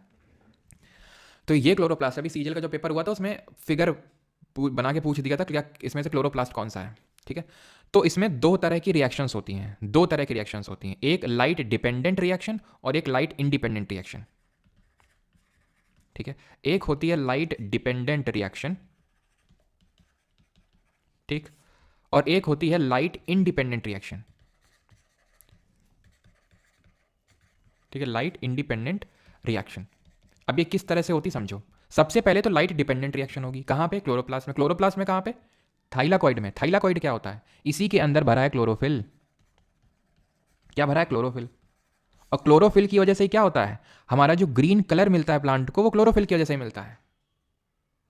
लेकिन ध्यान ये रखना कि क्लोरोफिल हमारा ग्रीन कलर प्रोवाइड कैसे करता है वो भी समझ लो। तो जो सनलाइट आती है, फिजिक्स में पढ़ेंगे कि व्हाइट लाइट होती है, और व्हाइट लाइट 7 रंगों से मिलकर बनी होती है। हो सकता है आपको पता भी हो, विबग्योर करके आपने पढ़ा होगा बचपन में। अब उसमें से जो क्लोरोफिल है, क्लोरोफिल ध्यान से सुनना जो बोल रहा हूं, it absorbs red and blue. ये रेड और ब्लू को एब्जॉर्ब कर लेता है और ग्रीन को रिफ्लेक्ट कर देता है। ग्रीन को एब्जॉर्ब नहीं करता, ये रिफ्लेक्ट कर देता है। क्लोरोफिल टाइप, एक क्लोरोफिल ए होता है, एक क्लोरोफिल बी होता है। ये रेड को देन ये ब्लू को क्या करता है? अवशोषित कर लेता है, एब्जॉर्ब कर लेता है। जो रिफ्लेक्ट होगा वही तो दिखेगा हमें। ग्रीन रिफ्लेक्ट होता है तो इसलिए ग्रीन कलर हमें अपीयर होता है। ऐसे ही हमारे कुछ कैरोटेनॉइड होते हैं, जैसे ऑरेंज, क्या बोलते हैं उसको, जो रेड कलर देखने को मिल रहा है ना, बीटा कैरोटीन हो गया। येलो कलर जो ज़ैंथोफिल की वजह से देखने को मिल रहा है, कैरोटीन, है ना। ऑरेंज का जो कलर देखने को मिल रहा है तो वो उस पर्टिकुलर वेवलेंथ को रिफ्लेक्ट कर रहे होते हैं। लेकिन क्लोरोफिल ए और बी जो हैं ये एब्जॉर्ब करते हैं रेड और ब्लू को और रिफ्लेक्ट करते हैं ग्रीन को, इसलिए क्लोरोफिल में ग्रीन अपीयर होते हैं। और क्लोरोफिल में कौन सा मेटल होता है? तो मेटल ध्यान रखना, इसमें मैग्नीशियम होता है। इसमें कौन सा मेटल होता है? मैग्नीशियम। क्लियर चीज़। तो ये थाइलाकॉइड में सनलाइट आएगी, क्लोरोफिल बैठा होगा अंदर, और क्लोरोफिल क्या करेगा? अब यहाँ पे वो रिएक्शन करेगा। रिएक्शन करके क्या करेगा? लाइट डिपेंडेंट रिएक्शन में, लाइट डिपेंडेंट रिएक्शन में ध्यान रखिएगा कि यहां पे होता यह है कि यहां पर सबसे पहले light splits water into hydrogen and oxygen. Hydrogen और ऑक्सीजन में इसको स्प्लिट कर देगा, तोड़ देगा। कौन? लाइट। और साथ ही साथ यहां पर बनेगा ATP और एन। पहले ये बताओ, यहां तक किसी कोई डाउट तो नहीं है? जो अभी तक मैंने चीजें बताई, आपको चीजें बताई, यहां तक किसी कोई डाउट तो नहीं है? तो ATP और NADPH, ठीक है, NADPH। ATP आपको पता है एडिनोसाइन ट्राइफॉस्फेट, जो एनर्जी करेंसी है, सेल की एनर्जी प्रोवाइड करती है। और ये NADPH है, बड़ा लंबा चौड़ा सा फुल फॉर्म है, बस इतना मुझे पता है। ये फॉस्फेट होता है, ठीक है, जो ये PH है फॉस्फेट, बाकी का देख लेना। NADPH भी बोलते हैं, फिर NADP भी आप बोल सकते हो, कुछ भी, ठीक है। NADP भी इन शॉर्ट लिख सकते हो। तो ये बनते हैं दोनों, ATP और NADP। अब ये दोनों यूज होंगे कहां पर? जो लाइट डिपेंडेंट रिएक्शन में ATP और NADP बने हैं, ये लाइट इंडिपेंडेंट रिएक्शन में यूज होंगे। इस लाइट इंडिपेंडेंट रिएक्शन को केल्विन साइकिल के नाम से भी जाना जाता है। केल्विन क्लैन वाला साइकिल नहीं है, ये केल्विन साइकिल है, ठीक है, केल्विन साइकिल है। और लाइट इंडिपेंडेंट रिएक्शन में क्या होता है? तो यहाँ पर सबसे पहले तो ये काम होता है। पहली बात, लाइट इंडिपेंडेंट इसलिए बोल रहे हैं बिकॉज इसको लाइट की जरूरत नहीं होती है। ऐसा नहीं कि इसको अंधेरा चाहिए होता है, ये लाइट नहीं चाहिए होती बस इसको। इसमें CO2 सबसे पहले एंटर करेगा। CO2 एंटर्स थ्रू कहाँ से एंटर करेगा? स्टोमेटा से। स्टोमेटा आप जानते हैं क्या है? स्टोमेटा ये पोर्स होते हैं, छिद्र होते हैं, जो आपको एपिडर्मिस में देखने को मिलते हैं। CO2 एंटर करेगी। Now this CO2 will be reduced. कौन रिड्यूस करेगा इसको? ये NADP जो है इसका रिडक्शन करके ही ग्लूकोज फाइनली बना देता है। तो जो C6H12O6 बना वो फाइनली लाइट इंडिपेंडेंट रिएक्शन में जाके बना, और इन सबको इस लाइट इंडिपेंडेंट रिएक्शन को एनर्जी कहाँ से मिली? इस ATP से एनर्जी मिली। वहाँ पे तो लाइट से एनर्जी मिल गई थी, लेकिन लाइट इंडिपेंडेंट रिएक्शन को जो करने के लिए एनर्जी चाहिए थी वो ATP ने दे दी, जो कि खुद कहाँ प्रोड्यूस हुआ था? लाइट डिपेंडेंट रिएक्शन में। इतना ही बस पढ़ना है और कुछ नहीं। और ऑक्सीजन गैस इसमें निकल जाती है, O2 गैस, ठीक है, CO2 लगती है और O2 निकल जाती है। क्लियर है?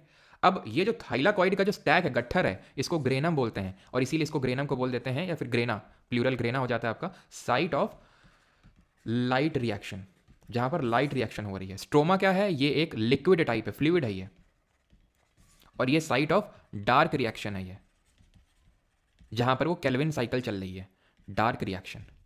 बस इतना ही पढ़ना है आपने, ठीक है। प्लांट के मैक्रो और माइक्रो न्यूट्रिएंट क्या होते हैं थोड़े से वो समझ लेते हैं। तो प्लांट के मैक्रो न्यूट्रिएंट होते हैं NPK, ठीक है, आपको ये पता होगा।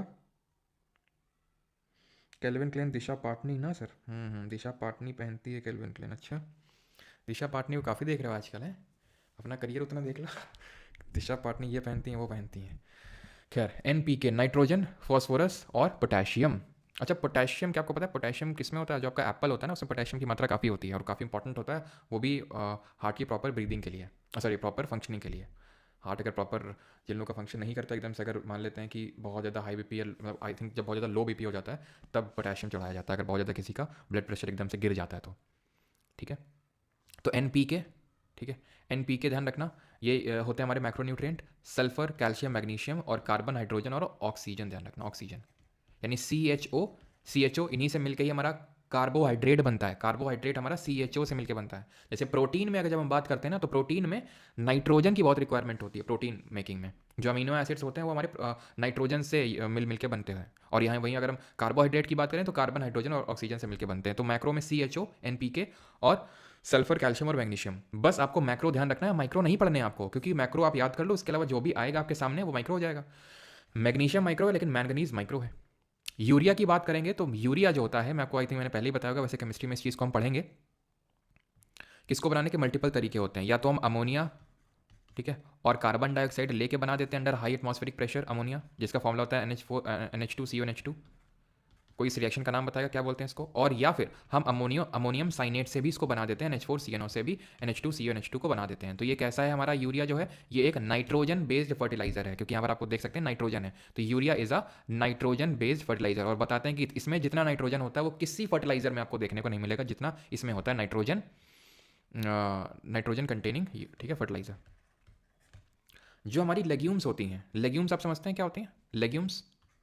लेग्यूम्स जिसमें कि हमारे जैसे दालें आती हैं, मटर का पेड़ आता है, ठीक है, तो लेग्यूम्स होते हैं ये। लेग्यूम्स को क्या है कि प्रोटीन, मतलब लेग्यूम्स को फर्टिलाइजर की रिक्वायरमेंट नहीं होती है, बिकॉज लेग्यूम्स की जो रूट्स होती हैं, जो इनकी जड़ें होती हैं, उसमें हमें देखने को मिलते हैं nitrogen fixing bacteria. Nitrogen fixing bacteria क्या है? एक्चुअल में नाइट्रोजन तो भर भर के हमारे एटमॉस्फेयर में 78% नाइट्रोजन है ना हमारे एटमॉस्फेयर में, लेकिन वो नाइट्रोजन डायरेक्टली प्लांट कंज्यूम नहीं कर सकते हैं। ऐसा नहीं कि नाइट्रोजन 78% है तुरंत खींच लिए उसको ना, उसके लिए चाहिए कि भाई कोई बैक्टीरिया अगर उसको कन्वर्ट कर दे जिस फॉर्म में प्लांट उसको ले सकते हैं, क्योंकि जिस फॉर्म में टहल रहा है एटमॉस्फेयर में नाइट्रोजन, उस फॉर्म में वो नहीं ले सकते हैं उसको। तो ये जो बैक्टीरिया होते हैं उसको उस फॉर्म में कन्वर्ट कर देते हैं जिस फॉर्म में उसको ले सकता है। जैसे कि आपका राइजोबियम, एग्जाम्पल के तौर पे, जैसे राइजोबियम हो गया, आपका एजोबैक्टर हो गया, ये सब क्या होते हैं? ये नाइट्रोजन फिक्सिंग बैक्टीरिया होते हैं आपके, जो इनकी रूट्स में पाए जाते हैं, जैसे दालें, पल्सेस, ठीक है, इनकी रूट्स में पाए जाते हैं। तो इनमें हमें क्या करना होता है? इनमें फर्टिलाइजर की रिक्वायरमेंट नहीं पड़ती है इसीलिए, ठीक।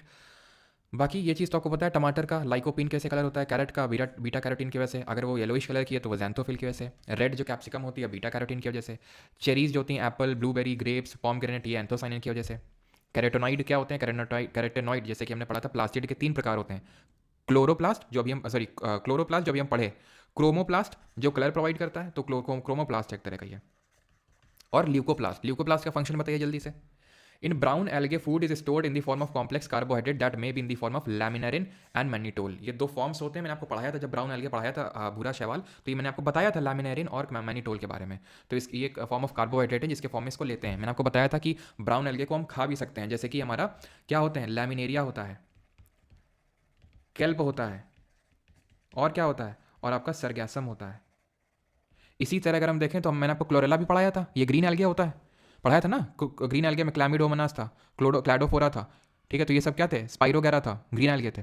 तो क्लोरेला जो है ये बनता है ग्रीन एल्गे से, और इसको हम क्या बोलते हैं, ब्राउन एल्गे को फाइयोफाइके बोलते हैं, याद है ना सबको, इसको फाइयोफाइके बोलते हैं। और ग्रीन एल्गे को क्या बोलते हैं, ग्रीन एल्गे को बोलते हैं क्लोरोफाइके। और एल्गे का पूरा स्ट्रक्चर याद होना चाहिए कि ये रूट्स को क्या बोलते हैं, होल्ड फास्ट बोलते हैं, और जो स्टेम्स होती हैं उसको क्या बोलते हैं जरा बताओ, और स्टेम के बीच में क्या लगे होते हैं, गैस चैम्बर लगे होते हैं जो इसको फ्लोट करने में हेल्प करते हैं। तो ये जो क्लोरेला हो गया। इसी तरह स्पिरुलिना बताया था मैंने, स्पिरुलिना क्या ये भी ग्रीन एल्गे होता है, क्या स्पिरुलिना भी ग्रीन एल्गे होता है, जल्दी से बताएंगे। ये प्रोटीन और आयरन में बहुत रिच होता है। Starch are made of long chain of glucose. Starch क्या होता है, तो जो हमारे प्लांट्स जो ये अपना खाना बनाएंगे, जो ग्लूकोज बनाएंगे, स्टोर्ड फॉर्म होता है इसका स्टार्च, ठीक है, stored in the form of starch, stored in the form of starch. Starch क्या है, कॉम्प्लेक्स शुगर है, और इसी कॉम्प्लेक्स शुगर को सिंपल शुगर में कन्वर्ट करता है कौन, जो हमारा सेलिवरी एमाइलेस होता है वो। स्पिरुलिना हमारा ग्रीन एल्गे नहीं होता है, स्पिरुलिना हमारा ब्लू ग्रीन एल्गे होता है, ब्लू ग्रीन एल्गे, ठीक है, ब्लू ग्रीन एल्गे। मोनेरा होता है, बहुत सही बेटा, मोनेरा होता है ये। हम्म,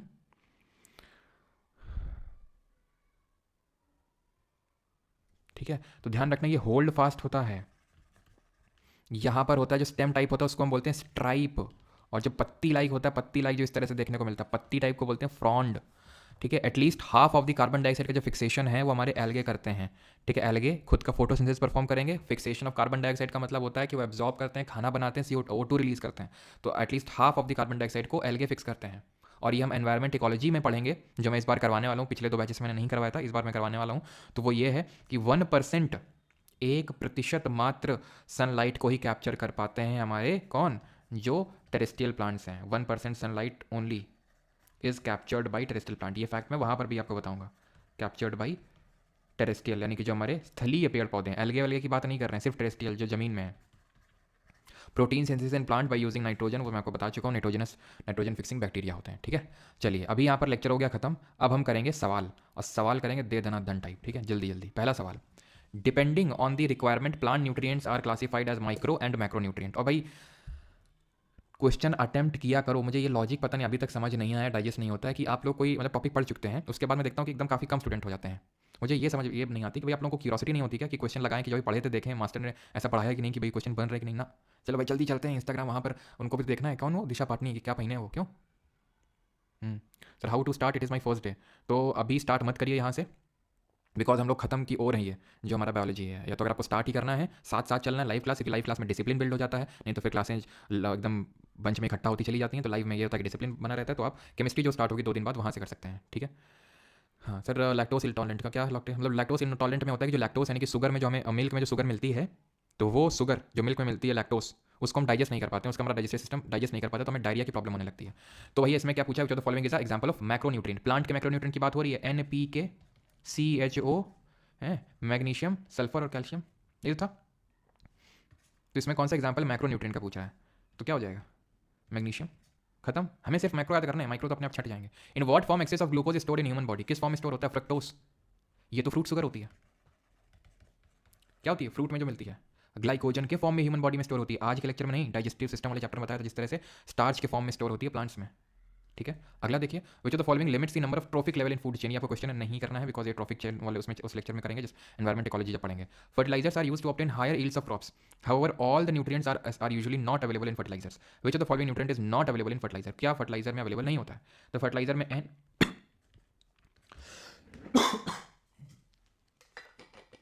तो NPK होता है, आयरन नहीं होता उसमें। ठीक है,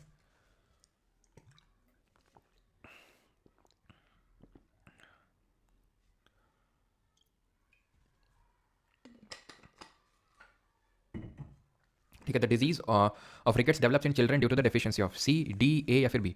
तो C की कमी की वजह से तो स्कर्वी होगा आपका, D की कमी की वजह से छोटे बच्चों में रिकेट्स होता है, A की कमी की वजह से क्या होता है, A की कमी की वजह से होता है नाइट ब्लाइंडनेस, रतौंधी और ज़रप्थैल्मिया। ठीक है, नाइट ब्लाइंडनेस या फिर ज़रप्थैल्मिया।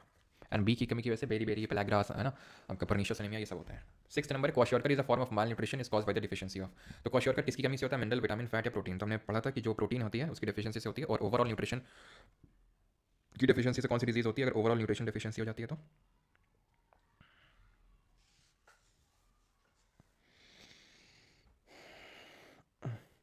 ज़रप्थैल्मिया। ज़रप्थैल्मिया में आपका जो आंखें हैं वो सूखने लगती हैं, जब ड्राई आई की प्रॉब्लम आपने सुना होगा ना, आंखें सूखने लगती हैं, तो ज़रप्थैल्मिया वही प्रॉब्लम होती है। आपकी जो लैक्रिमल ग्लैंड्स हैं वो इनफ लैक्रिमल ग्लैंड जो हमारे आंखों में होते हैं वही आंसू बनाते हैं, तो वो बना नहीं पाते उतना, ठीक है, तो वो प्रॉब्लम हो जाती है इसमें, ठीक है। तो उसको मरासमस बोलते हैं। सैप्रोफाइट कौन है? सैप्रोफाइट का मतलब है जो डेड और डिकेइंग मैटर में अपना खाना ढूंढ रहा है, डेड और डिकेइंग मैटर में अपना खाना ढूंढ रहा है। तो ये ब्रेड मोल्ड या राइजोपस स्पाइरोगैरा तो ग्रीन एल्गे होता है, ठीक है, ये तो अपना खाना खुद से बनाएगा, ये भी खुद से बनाएगा। कैस्काटा अमर बेल होती है, ये अमर बेल जो होती है ये आपकी, जो हमने तीसरा मोड ऑफ न्यूट्रिशन पढ़ा था कि भाई दूसरों का खून चूस के, तो कैस्काटा अमर बेल वही है कि दूसरों का सहारा लेके ग्रो करती है। Which of the following category of biomolecule does starch belong to? तो स्टार्च क्या है? प्रोटीन है, कार्ब है, लिपिड है, न्यूक्लिक एसिड। तो हमने देखा था स्टार्च एक कॉम्प्लेक्स कार्बोहाइड्रेट है। Who among the following is considered as father of vitamin therapy? तो विटामिन थेरेपी का फादर पिता किसको बोलते हैं? तो ये हम बोलते हैं, ये आपका CSF-AC 2023 में क्वेश्चन पूछा गया है, ये है आपका कैसमीर फंक, जिन्होंने 1912 में नामकरण किया था। विच of the following group of organism correctly make a food chain? तो अभी फूड चेन हमने पढ़ा ही नहीं है, वैसे तो नॉर्मल सा है कि भाई ग्रास होगा देन गोट, गोट को ह्यूमस थोड़ी ना, ह्यूमस भी खा सकते हैं, लेकिन मेनली यहाँ पर इंसेक्ट फ्रॉग ग्रास, हाँ इंसेक्ट को फ्रॉग थोड़ी ना खाता है अभी, ठीक है, पहले तो ग्रास आएगा देन इंसेक्ट आएगा देन फ्रॉग आएगा, ये भी नहीं होगा, ठीक है, एलिफेंट को गोट ये होगा आपका, ठीक है। चलिए वैसे तो अभी करना नहीं है इसको, हमने फूड चेन पढ़ा नहीं है। Major source of vitamin and mineral for vegetarian है इस, तो विटामिन और मिनरल का मेजर सोर्स क्या है? It's also my first class, then how to complete the completed topic. देखो पॉलिटी हो चुका है, ज्योग्राफी हो चुका है, बायोलॉजी भी खत्म होने का है। अब आज से आपने शुरू किया, मेरे हिसाब से तो केमिस्ट्री के साथ शुरू करना चाहिए था, अगर आपको लाइव क्लास लेनी चाहिए थी, बिकॉज स्टार्टिंग से शुरू करना चाहिए, बिकॉज अब काफ़ी चीज़ें हैं, कुछ चीज़ें हैं जैसे कि ग्लाइकोजन वाली चीज़ है तो आपको नहीं समझ में आई होगी, वो हम पहले डाइजेस्टिव सिस्टम में पढ़ चुके हैं, ठीक है। सर मेरे पास 2.0 है, क्या 3.0 बैच की ज़रूरत है? ऐसा बहुत ज़्यादा ज़रूरत तो नहीं है, लेकिन किसी को अगर जैसे अपग्रेड करवाना होता है कि भाई 2.0 को हमें ज़्यादा और अपग्रेड करना है, काइंड ऑफ कि हमें वैलिडिटी बढ़ानी है, तो मैं एडवाइस करूँगा कि 3.0 में को मतलब कर लो। एक मैं कूपन कोड क्रिएट कर दूंगा जो सिर्फ GK 2.0 जिन्होंने ले रखा है सिर्फ उन्हीं के ही बैच में लगेगा वो कोड, उससे क्या होगा उनको काफ़ी ज़्यादा डिस्काउंट मिल जाएगा, जिसकी वजह से मतलब अगर उन्हें एनरोल करना है, मैं कोई ऐसा नहीं बोल रहा हूँ करना ही करना, अगर करना है तो कर सकते हैं, ठीक है। Major source of vitamin and mineral for vegetarian is, तो विटामिन और मिनरल का वेजिटेबल और फ्रूट्स होता है, वेजिटेबल एंड फ्रूट, ठीक है। सोयाबीन में प्रोटीन होता है, मिल्क में वही कैल्शियम वगैरह होता है, तो ये तो होगा नहीं आपका, ठीक है। आंसर यहाँ पर ऑप्शन नंबर सी होगा।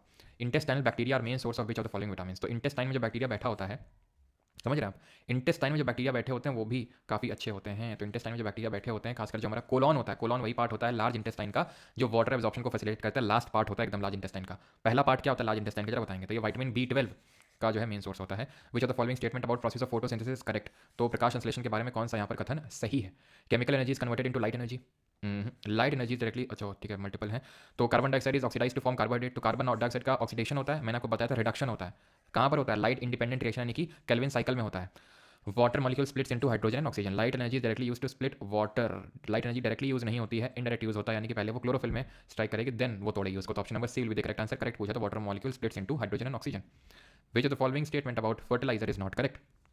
तो फर्टिलाइजर के बारे में यानी कि आपका उर्वरक के बारे में कौन सा कथन है सही नहीं है? Urea is a phosphorus containing fertiliser, तो पहला वाला ही गलत हो गया बिकॉज NH2CO NH2 तो नाइट्रोजन कंटेनिंग फर्टिलाइजर है ये, ठीक है। फर्टिलाइजर डालने से फर्टिलिटी यानी कि उर्वरक डालने से मृदा की जो उर्वरता होती है वो बढ़ जाती है, बिल्कुल सही बात है। और यूरिया में बहुत ज़्यादा नाइट्रोजन होता है आपका, ठीक है। और यूरिया को प्रिपेयर करते हैं अमोनिया और कार्बन डाइऑक्साइड को मिला के उनके एक्शन से हाई प्रेशर और हाई टेम्परेचर में। Organism capable of using CO2 as principal carbon sources are called as, वो ऑर्गेनिज्म जो CO2 को यूज कर लेते हैं अच्छे से उनको हम क्या बोलते हैं? उनको हम बोलते हैं पैरासाइट, नहीं उनको बोलते हैं ऑटोट्रॉफ, ठीक है। पैरासाइट जैसे हमारी कैस्केटा थी, अमर बेल थी। आखिरी क्वेश्चन देखिए जो इसमें पूछा गया आपका, that is which of the following is not a requirement for photosynthesis? तो क्लोरोफिल की रिक्वायरमेंट होती है CO2 की, वाटर की, लेकिन O2 तो एक बाई प्रोडक्ट होता है, ये रिक्वायर्ड नहीं होता आपका। अच्छा एक और, which of the following disease is cause due to the deficiencies of vitamin D? Vitamin D की कमी से क्या होता है? तो वेरी वेरी B1 की डेफिशिएंसी से, स्कर्वी की डी, ठीक है। चलो एक और कर दो, विच of the following combinations most appropriately represent the component of balance diet? तो बैलेंस डाइट में क्या क्या आता है? कार्बोहाइड्रेट आता है, प्रोटीन आता है, फैट आता है, vitamin, minerals, fibre, water. Fibre क्या होते हैं? फाइबर आपका क्या करता है? फाइबर आपका कॉन्स्टिपेशन की प्रॉब्लम को सॉल्व करता है, आपका बॉवल मूवमेंट अच्छा कर देता है, जो आपका खाना खाते हैं उसका अच्छी तरह से उसका पूरा मूवमेंट होता है इंटेस्टाइन के थ्रू, ठीक है। अब ये क्यों नहीं है कि क्यों कार्बोहाइड्रेट विटामिन बेकार होते हैं? बेकार नहीं, क्योंकि इसमें फाइबर और वाटर नहीं है इसलिए, ठीक है। सब कुछ होना चाहिए बैलेंस डाइट में। Food like margarine, fried food, cookie, chips, snack food unhealthy consider किया जाता है, क्यों? कौन सा टाइप ऑफ फैट होता है इनमें? Trans fat, monosaturated, poly